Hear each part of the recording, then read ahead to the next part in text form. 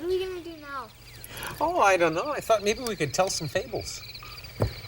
What are fables? Fables? Oh, they're sort of short stories, and they're about all sorts of different things. They usually have animals in them. Not always, but most of the time. And they all have morals. What's a moral? A moral is a lesson that you can learn at the end of the story. Yeah. What kind of stories? Well, there are a bunch of different stories, you'll see. Yeah. I remember hearing fables when I was your age. Yeah, me too. I remember one. It's called The Lion and the Statue.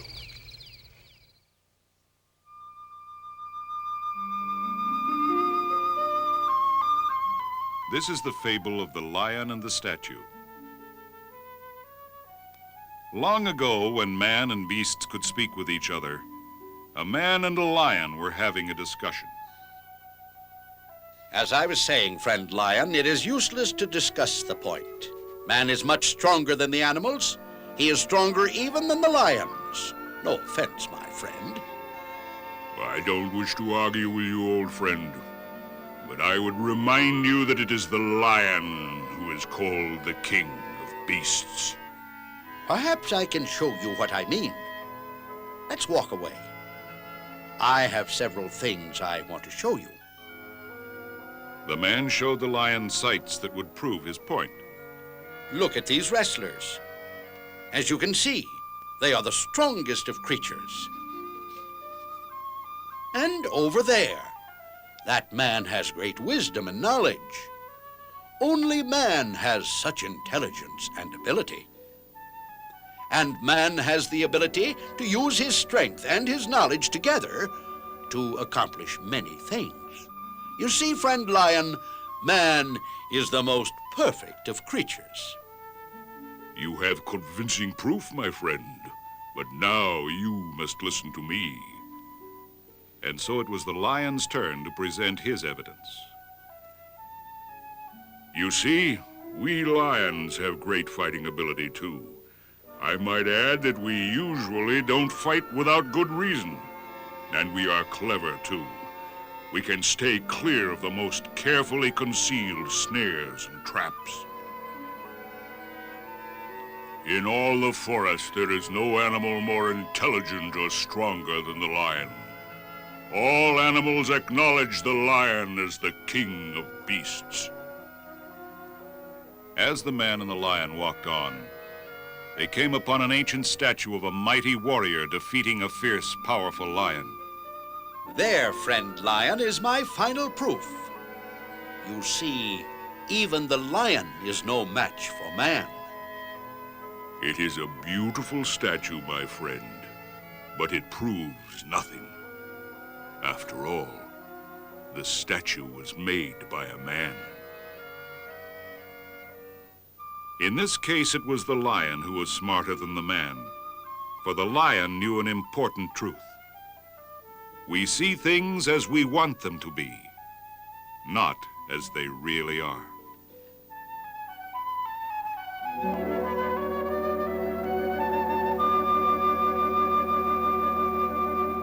That fable sure made a lot of sense. Yeah, I know. We do see things the way we want them to be. Yeah. Joe and Roseanne, do you know any fables? I'd just like to sort of sit back and listen for a while. I remember a fable. I'll go first. What's it about? Well, it's about a lion like the first one that Phil told us. And it's called The Lion and the Mouse.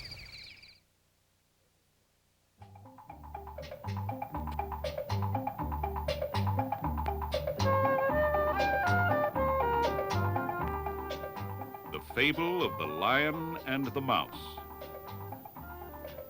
Once, while a weary lion was taking a nap, a playful mouse began running up and down the lion's paw. The lion was soon awakened by this annoyance. He placed his huge paw on the mouse and opened his big jaws. How dare you awaken me, the king of beasts, from my nap? You are a wicked little mouse, and I'm going to eat you. Of course, the little mouse was terribly frightened, but not so frightened that he could not think. Quickly he said, Oh, Your Majesty, I meant no harm. If you will forgive me, I promise I will never forget your kindness, and will someday repay you by doing you a great favor. Oh, I hardly think that the King of Beasts would ever need the help of a tiny, insignificant mouse. The lion was so amused at the thought of the mouse helping a great big lion that he decided to let the mouse go free. Phew, that sure was a close one. Sometime later, the lion was trapped by some hunters who tied him to a tree while they went to get a wagon to carry him to the city. By luck and by chance, the little mouse happened to pass by. When he saw the lion, he was frozen with fear. Then the little mouse recognized the lion as the one who had let him go free, and he remembered his promise to the lion. The little mouse quickly made up his mind to help the lion, just as he had promised. He immediately began to chew through the ropes. Don't worry, Lion. My teeth are sharp. I will soon have you free. In a very short time, the mouse had set the lion free. Thank you, little mouse. You have saved my life. A promise is a promise. I told you that someday I would repay your kindness and do a great favor for you. You see, little friends can be great friends.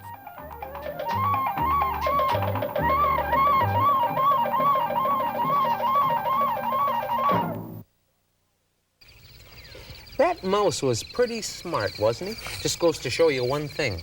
Good things come in small packages sometimes. You guys are proof of that. Yeah, that's true, isn't it? I'm hungry. Can I have some marshmallows? Well, I think we could probably arrange that. I like these stories. Can you tell more like them? Well, let's see. Do you know any, Roseanne? Let's see. I think I know a fable that's pretty popular. I've even seen it on cartoons with Bugs Bunny. Well, what's it called? It's called The Tortoise and the Hare.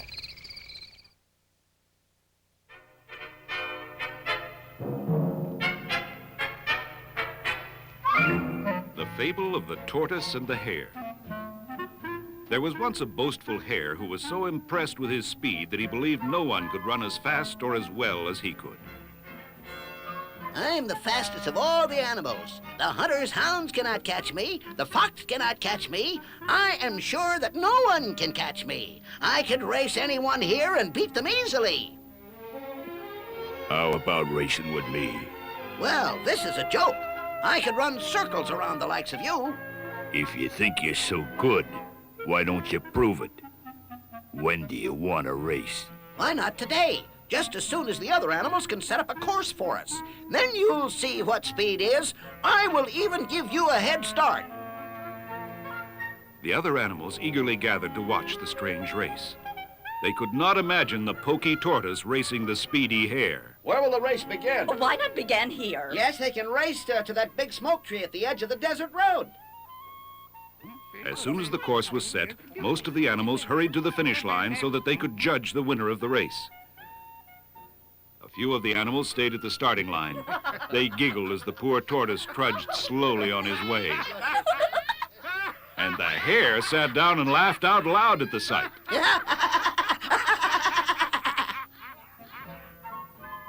The hare watched until the tortoise had crawled almost one giant hare leap. Then the hare took one bound and landed right in front of the slow-moving tortoise. He leaped and leaped again. Soon he was out of sight. Some of the animals stayed with the tortoise. Others ran and tried to catch up with the hare. The animals came upon the hare much sooner than they had expected, for he was so sure of himself that he had decided to take a rest until the tortoise was about to cross the finish line. In fact, the hare was sound asleep and dreaming how he would jump up and leap over the finish line in just one leap, just as the tortoise was about to win the race. And the tortoise? He plodded on and plodded on. For all he knew, the hare had already won the race.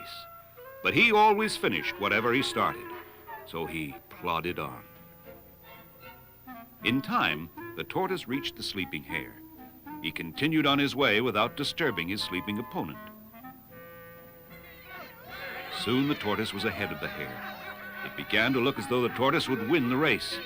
All the animals began cheering so loudly that the noise woke the sleeping hare. The hare suddenly remembered the race. He jumped to his feet and leaped into the air.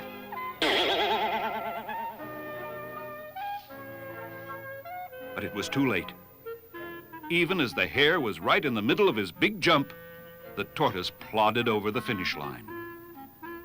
The defeated hare landed next to the tortoise, who turned to him and said, Slow and steady wins the race.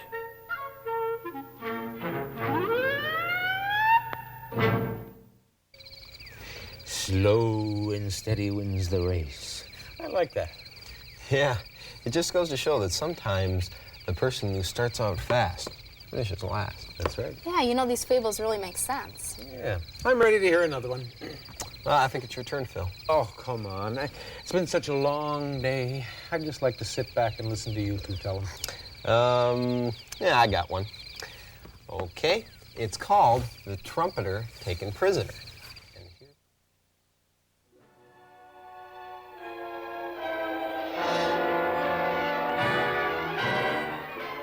This is the fable of the trumpeter who was taken prisoner.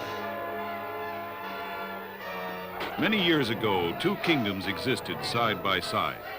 One was a peaceful kingdom, but the other was quarrelsome and warlike. One day, the people of the warlike kingdom decided that they would attack and conquer their peaceful neighbors. The people of the peaceful kingdom armed themselves and prepared to defend their homes, but they were not sure that they could drive off their warlike enemies. As they waited for the attack to begin, the people heard the stirring sound of a trumpet.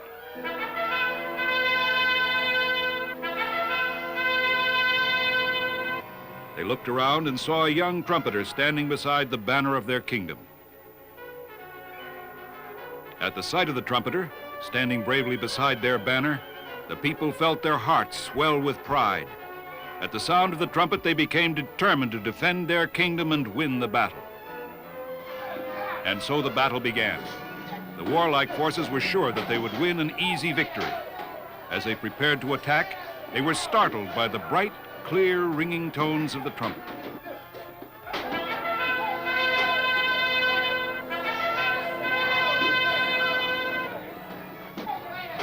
The defenders fought bravely, but they were not accustomed to the ways of war. It soon appeared that the warlike invaders would win the battle and enslave the peaceful people. Only the young trumpeter continued to believe that his people were able to defend themselves and drive back the invaders. With a mighty effort, he blew a loud, long, stirring trumpet call.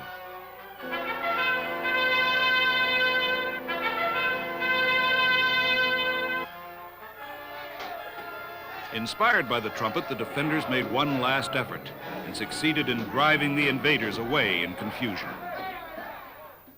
The people of the warlike kingdom made camp and planned their next move. They stayed for days just watching the peaceful people below. The people of the peaceful kingdom believed that the war had been won with a single victory and went quickly back to their fields and their flocks. The trumpeter, too, went back to peaceful work. He went to the hills to cut trees and chop them into logs so that he could sell firewood to his neighbors. He did not know that the enemy was closing in on him as he worked. Taken by surprise, the trumpeter was captured and taken to the enemy camp to face the leader of the army. You are our enemy, and you must be executed. I am not a warrior, and I am not very brave. I did you no harm. I only played my trumpet and stood by my country's flag. You might not be a warrior, trumpeter, but you encouraged your countrymen, and you made them strong enough to defeat us. However, I admire your strength and courage, and will spare your life, little trumpeter. The leader of the warlike forces released the trumpeter to tell the peaceful people that there would be no more battles and no more war. He had realized an important truth. Brave words may be brave deeds.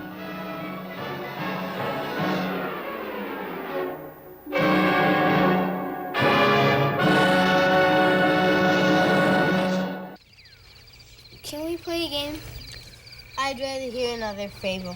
I'd rather hear another fable, too. Well, I would too. Roseanne, do you have another one? Why don't you tell one, Phil? Oh, come on, you guys. Remember, I just wanted to sit back and listen to you and Joe tell them. All right, I think I can remember another one.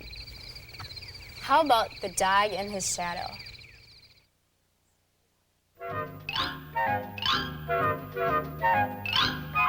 This is the fable of the dog and his shadow. One day, as a butcher was busy preparing his meat for the day's business, a stray dog happened to come into his shop. The butcher, a kind man with a generous heart, saw that the stray dog was hungry and gave him a large piece of scrap meat. Here you are, old fellow. You'll enjoy this. Fearing that the butcher might take back the meat scraps, the greedy dog ran from the shop as quickly as he could. The dog was determined to reach his own home as quickly as possible. He had no intention of sharing his food with any other animal. He would have it all himself. The greedy dog passed a group of small puppies. It was easy to see that the puppies were hungry. They would not have eaten very much, but the dog would not share his food with them.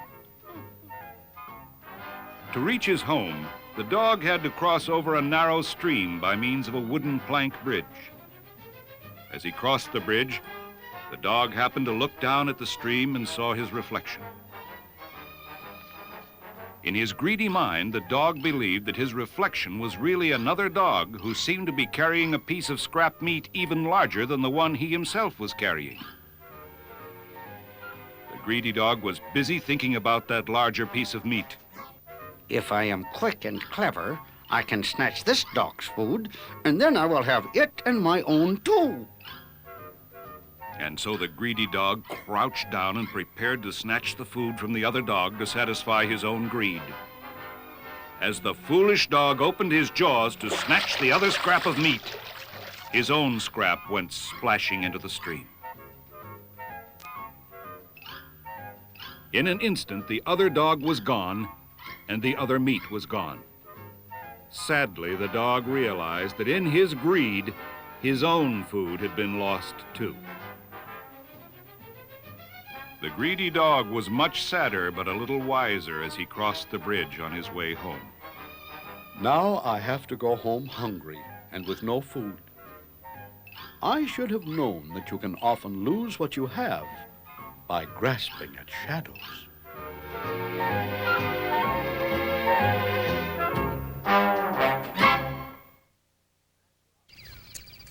That dog sure was greedy. Yeah, you'd think he would have been satisfied with that big piece of meat. He wasn't. He wanted an even bigger piece. Really, what a greedy dog. He sure was, Trevor. He lost everything he had because he wasn't satisfied. He wanted more. Yeah, he was really fooled. He thought he saw a dog with an even bigger piece of meat. It wasn't. It was his reflection. And then he lost everything because he was grasping for his shadows. Hey, Phil, why don't you tell another fable? Phil? Phil? He's asleep. Yeah, he must have fell asleep. He relaxed so much. All right, how would you guys like to hear a fable about the boy who cried wolf? Yeah, that sounds good. Yeah. Okay.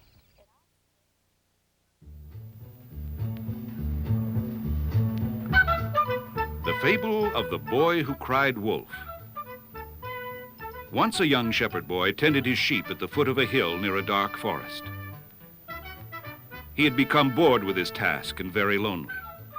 An idea came to him that would certainly cause a great deal of excitement and might even bring him some company.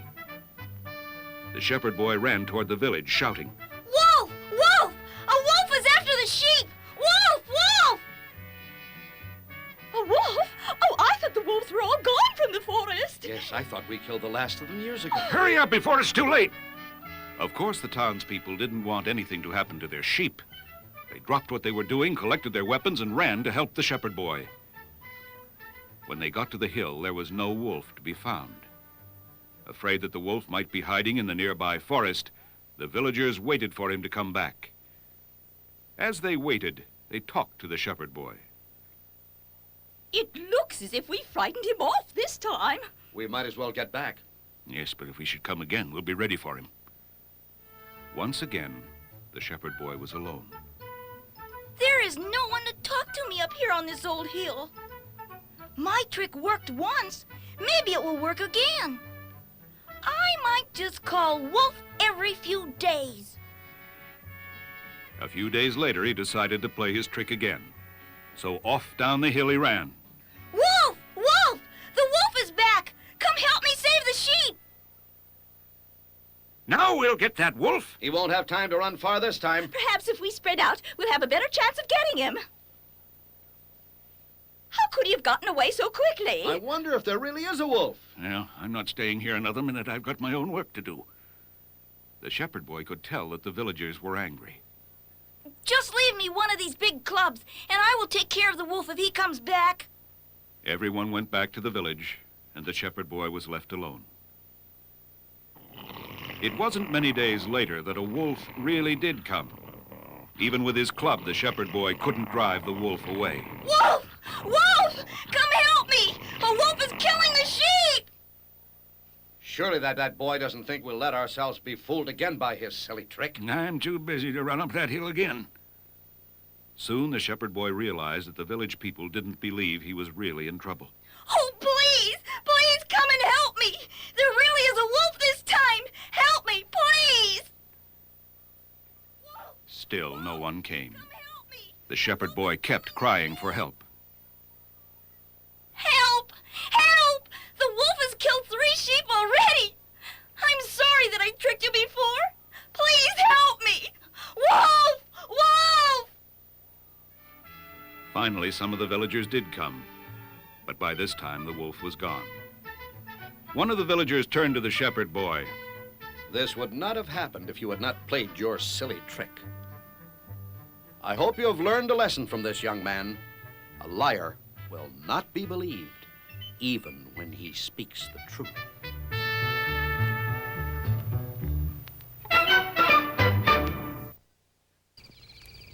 The shepherd boy learned a lesson the hard way. Yeah, just because he was bored, he lied to the village people and cried wolf.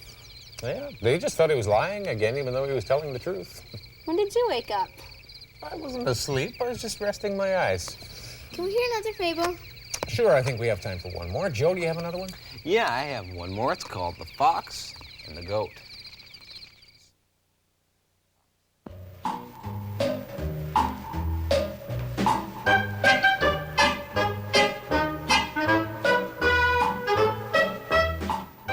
The Fable of the Fox and the Goat.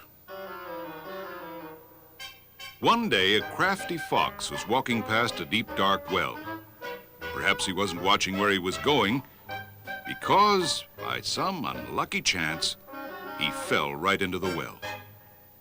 It appeared that there was no way for him to escape, but the fox was not ready to give up that quickly. Now, if I think hard enough and wait long enough, I'll find a way to get out of this well. I think I hear my rescuer coming now. I must be very careful not to scare him away. A goat, unaware of the plight of the fox, stopped to look into the well. Hello! What are you doing down there? Hello yourself. Haven't you heard about the drought? Drought? What drought? Very soon there will be no rain. Then there will be very little water for anyone. I plan to stay here so that I'll be sure to have water to drink. That is a very good idea. Why don't you come down and join me? You're welcome to share this water if you wish.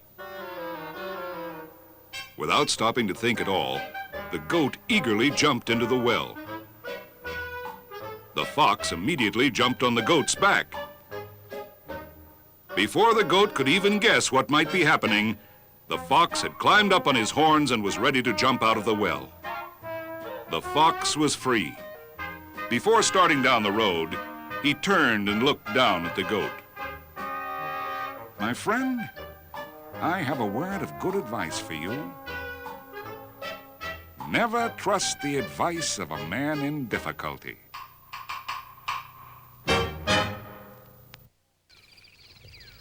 What do you think? I like fables. So do I. I do too. They're fun stories. Yeah, they got very valuable lessons to learn, too. Can we hear some more fables? Oh, I don't know. It's getting a little bit late. You guys got to get up in the morning. Can we have a snack before we go to bed? Sure. Why don't we have some s'mores? Yeah.